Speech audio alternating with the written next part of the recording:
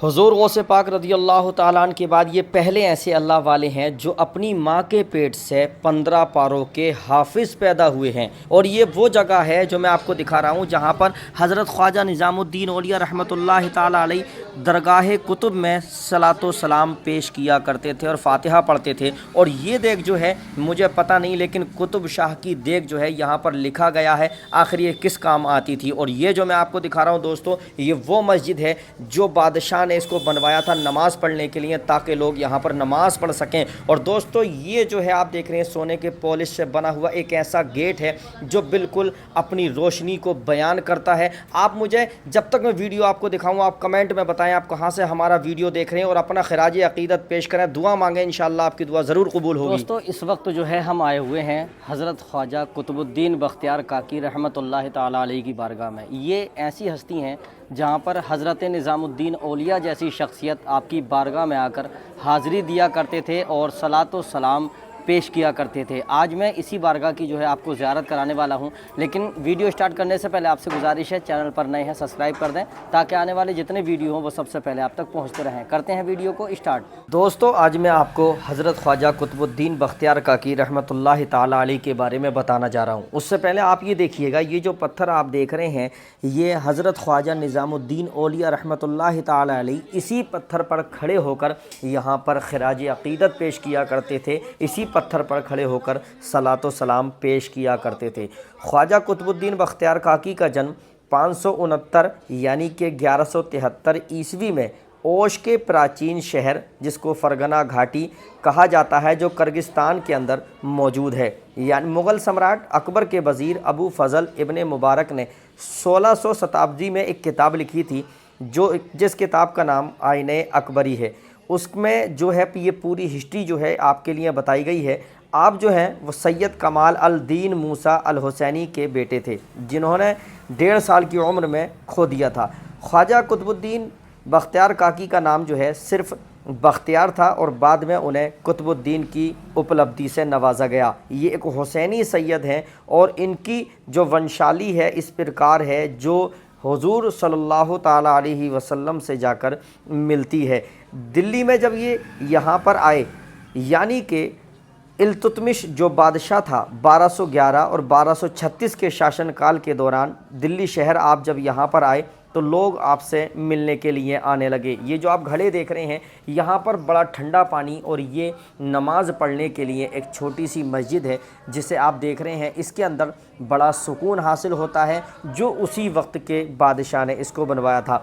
दिल्ली में उनसे जुड़े हुई कई करामातें हैं जिन्हें काकी कहा जाता था। काकी कहने का मतलब क्या था, वो ये था कि आप जो थे उस वक्त गरीबी हालात थे और अल्लाह वालों ने कभी भी मालदारी को पसंद ही नहीं किया।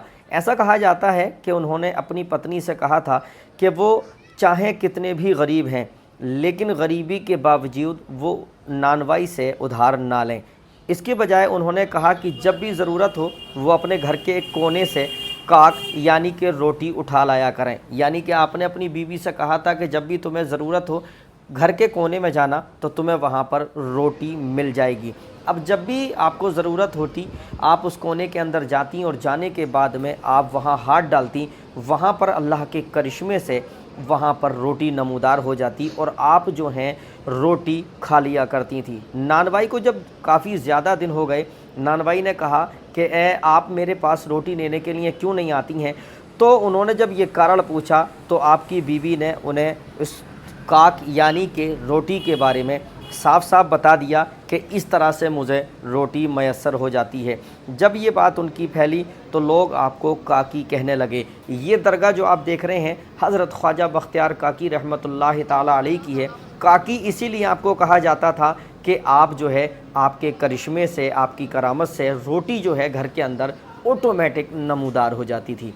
इस दरगाह के बारे में ये भी कहा जाता है कि ये जो दरगाह है ये हर साल 1 मुट्ठ के बराबर बढ़ जाती है, यानी कि 1 मुट्ठी के बराबर हर साल इस दरगाह का बढ़ना ये एक बड़े फ़ख्र की बात है। आज हिंदुस्तान के अंदर इतनी चौड़ी दरगाह आपको कहीं पर भी देखने के लिए नहीं मिलेगी। आप कहीं भी जाएं ऐसी खूबसूरती, इतनी बेहतरीन क्वालिटी और हर साल बढ़ती हुई इस दरगाह की चौड़ाई آپ کو حیرت میں ڈال دے گی۔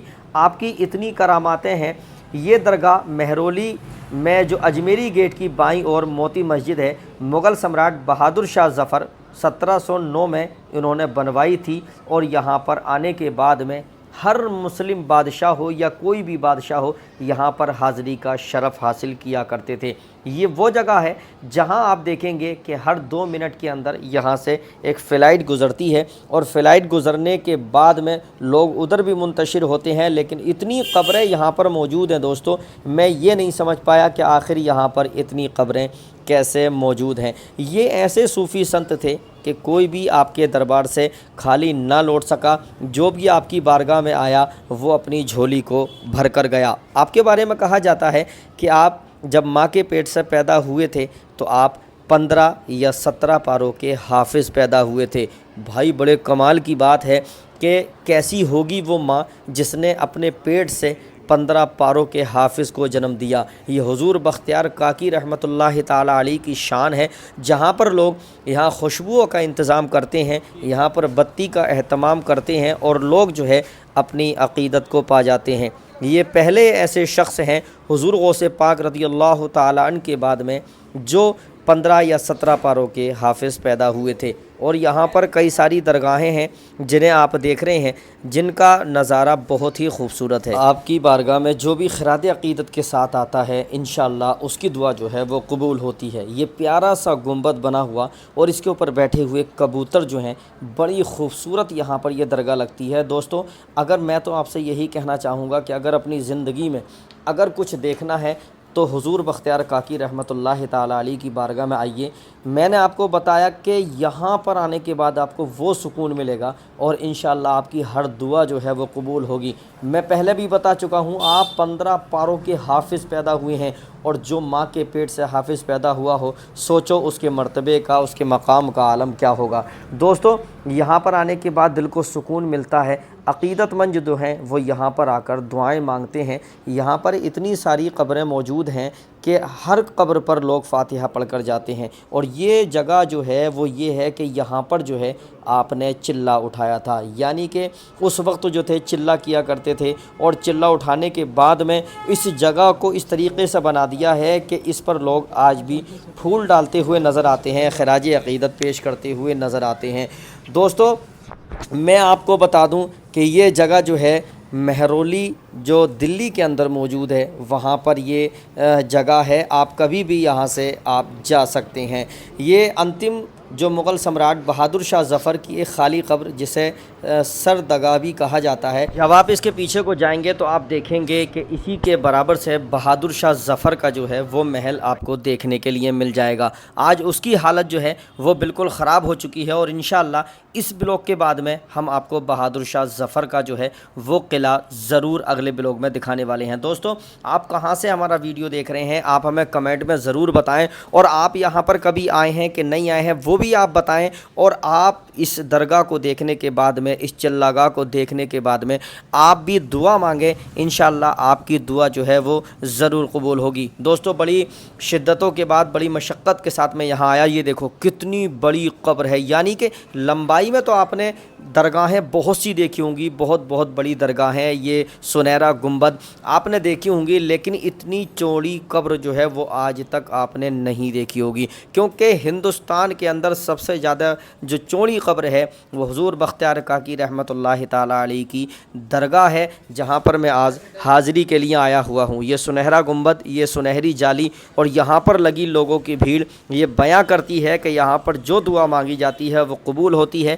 آپ بھی یہاں پر دعا مانگیں، انشاءاللہ آپ کی دعا وہیں سے قبول ہو جائے گی، کیونکہ اللہ والے جو ہیں بہت دور سے لوگوں کی دعاؤں کو سماعت فرماتے ہیں۔ دوستو یہیں تک تھا ہمارا آج کا ولاگ، ملتے ہیں پھر سے کسی اگلے ولاگ میں، تب تک کے لیے خدا حافظ، شب بخیر۔